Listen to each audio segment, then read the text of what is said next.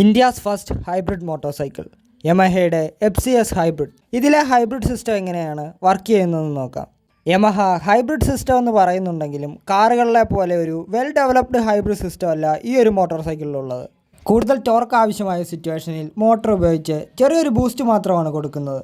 ഈ ഒരു സിസ്റ്റത്തിൽ മെയിനായിട്ട് രണ്ട് കമ്പോണൻസ് ആണുള്ളത്: സ്മാർട്ട് മോട്ടോർ ജനറേറ്ററും സ്റ്റാർട്ട് സ്റ്റോപ്പ് സിസ്റ്റവും. സ്മാർട്ട് മോട്ടോർ ജനറേറ്റർ സൈലൻറ്റ് സ്റ്റാർട്ടിങ്ങിന് വേണ്ടിയും കൂടുതൽ ടോർക്ക് ആവശ്യമായ സിറ്റുവേഷനിലും ഇലക്ട്രിക് മോട്ടറായി വർക്ക് ചെയ്യുന്നു. അല്ലാത്ത സിറ്റുവേഷനിൽ ഈ ഒരു സിസ്റ്റം ജനറേറ്ററായി വർക്ക് ചെയ്ത് ബാറ്ററി ചാർജ് ചെയ്യുന്നു.